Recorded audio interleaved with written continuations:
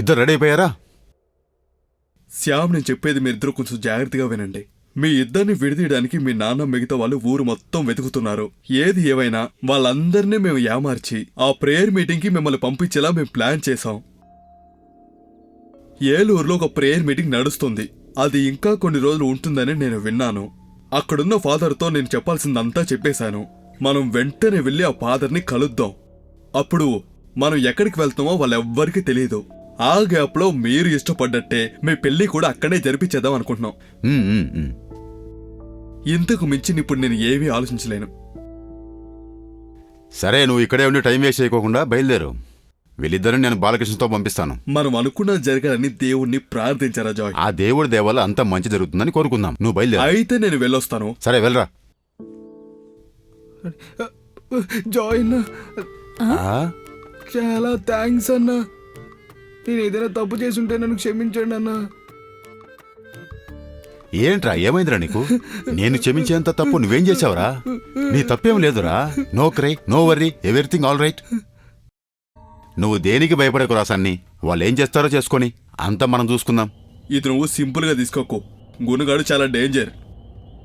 వీళ్ళు దీన్ని ఏం చేయబోతున్నారో అర్థం కావట్లేదు దేవుడా. నాకు ప్రశాంతతే లేదు. రే, మీ ఇంటికి వచ్చి ఏమైనా గొడవ పెట్టుకుంటారు అంటావా? అదేం అవ్వదు కానీ ముందు నువ్వు పెళ్లి పనులు చూడరా. సమస్యలు వస్తే రాని. ఆ అమ్మాయిని అబ్బాయిని ఇప్పుడే పంపించేస్తాను. నువ్వు టైం వేస్ట్ చేయకుండా ఫోన్ పెట్టి పని చేసుకో. ఏదైనా ప్రాబ్లం వస్తే నేను నీకు ఫోన్ చేస్తాను. సరే సరే. వీడొక పనికిమాలినోడు, అన్నిటికీ భయపడతాడు. వెళ్ళొస్తానక్క. వెళ్ళిరమ్మా. అన్న పాప, స్వీట్ గర్ల్. మీరిద్దరూ పోటీలో గెలిచేశారా? ఎప్పుడు పెళ్లి చేసుకుంటున్నారు మరి? I really don't know. అది ఎప్పుడవుతుందో తెలీదు. Very far date and time, no idea. Definitely I'll come to you after marriage. Okay Sweety?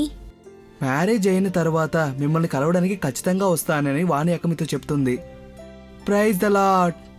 అక్క మీరు ఇక్కడే ఉండండి అక్క. I miss you.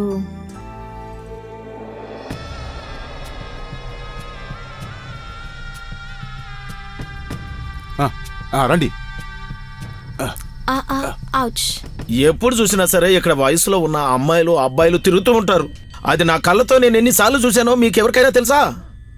ఎలాంటి పనులు చేసుకుంటానే ఆ జయ్ ఇన్ని డబ్బులు సంపాదించారంటే నమ్ముతారా? మీరు అసలు ఏం మాట్లాడుతున్నారండి?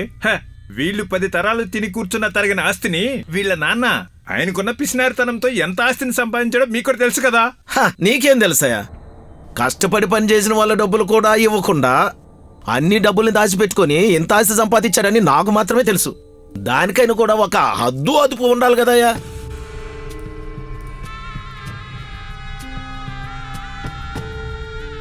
రండి రండి, జాగ్రత్త రండి. థ్యాంక్స్. No mention.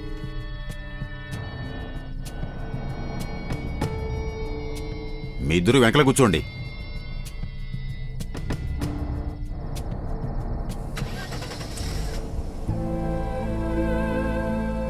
వెళ్ళొస్తాం జాయ్. సరే, జాగ్రత్తగా వెళ్ళండి, నేను వస్తాను.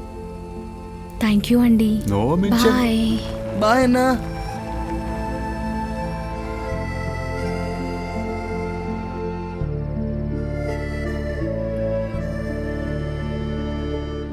మనూరు పరువు ప్రతిష్టలు ఇవన్నీ నాశనమవుతున్నాయంటే నేను ఊరికే చూస్తూ ఉండలేనయ్యా.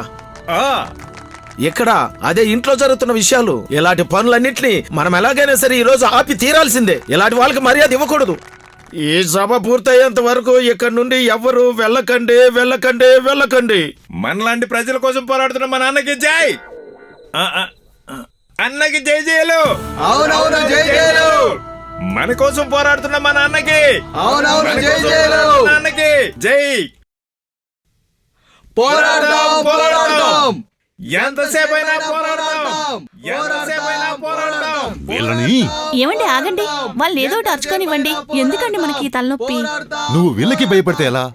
ఇప్పటివరకు ఓపికతోన్నాను, నా వల్ల కాదు. నువ్వెందుకు వాళ్ళకి భయపడుతున్నావు? ఏం చేస్తారో నేను చూస్తా. పోరాడదాం, పోరాడదాం, పోరాడదాం. ఎంతసేపైనా పోరాడదాం, పోరాడదాం, పోరాడదాం.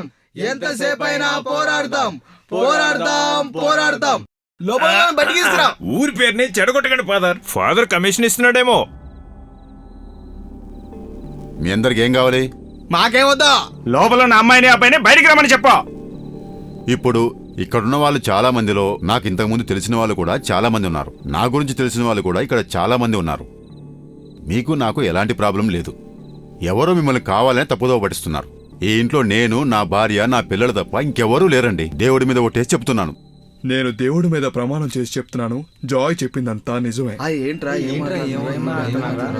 ఈ విషయంలో ఇంతకు మించి మీకు సందేహాలున్నాయంటే మీరే లోపలికెళ్ళి కావాల్సినంతసేపు చెక్ చేసుకోండి. కానీ ఒకే ఒక విషయం, మీరు చెప్పిన వాళ్ళిద్దరిని ఎలాగైనా బయటికి తీసుకుని రావాలి. లేదంటే నేను ఊరికే ఉండను. ఏమంటావు ఫాదర్? అవును.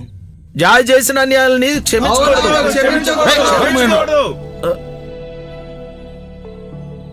నువ్వు ఎంతో మందిని పిచ్చోళ్ళని చేసి మా ఇంటి ముందు వచ్చి నిల్చుంటావరా?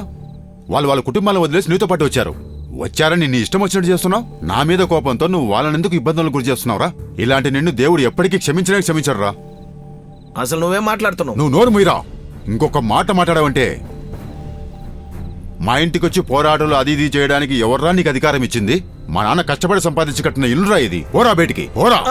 మీద చేసేవంటి చూడు. కష్టపడి సంపాదించాడని నువ్వు మా దగ్గరే చెప్తున్నావా? ఇంకా మార్టినే మీ నాన్నని ఏదైనా సాక్ష్యం చూపించు. నువ్వు మళ్ళీ తిరిగి చెప్పినా సరే ఊర్లో వాళ్ళందరికీ తెలుసు డబ్బులే నీకు దేవుడితో సమానమని. డబ్బులు సంపాదించడానికి నువ్వు మీ ఆవిని వద్దు. ఇన్స్పెక్టర్, ఊర్లో చేయకూడని పనులు చేస్తున్నందుకు ఈయన్ని అరెస్ట్ చేయండి. Public nuisance. అది నేను అడిగినందుకు ఈ నన్ను కుక్కను కొట్టినట్టు కొడుతున్నాడు సార్. ఇంతమంది ఊరు జనం ముందు ఒక రాజకీయ నాయకుని ఇలా కొడుతున్నాడంటే ఇలాంటి వాడిని ఆపడానికి ఎవరు రారా? నువ్వెవరు? నేను తెలీదా? నేను కుప్పస్వామి. మా పార్టీలో నేను లోకల్ కమిటీ సెక్రటరీని. ప్రజల న్యాయ అన్యాయాల పార్టీలో కూడా నేను సెక్రటరీని. ఇప్పుడే పదవి తీసుకున్నాను. ఇప్పుడే. అయితే సెక్రటరీ కాబట్టి నువ్వు ఇక్కడ ఉండు, నేను వెళ్ళొస్తాను. నాకు కొంచెం అర్జెంట్ పనుంది. మీ ఇంటిని సర్చ్ చేయాలి. Okay sir. రండి. Yes sir.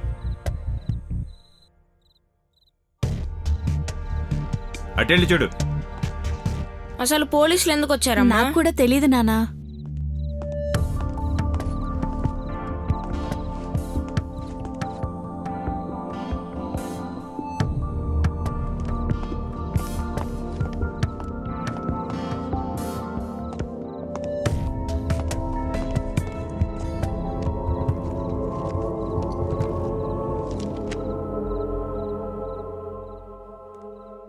ఏంటిది?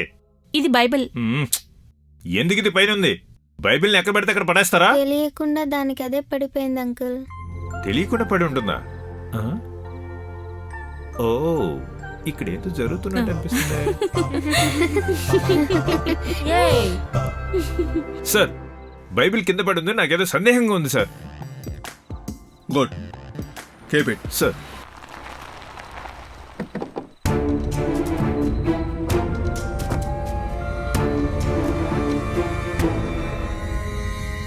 Sorry mister. No mention sir. ఏంట్రా లోపలికి వెళ్ళి ఒట్టుగా తిరిగి వస్తున్నారు?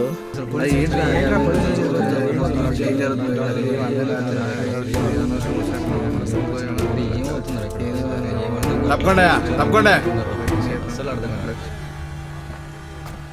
ఫాదర్, వీళ్ళకి సహాయం చేసినందుకు దేవుడు మిమ్మల్ని ఖచ్చితంగా శిక్షించకుండా ఉన్నాడు. మీరు పాతాళంలో దాచిపెట్టినా సరే వాళ్ళని మేము కనిపెడతాం. అర్థమైందా ఫాదర్? అర్థమైంది కుమారస్వామి.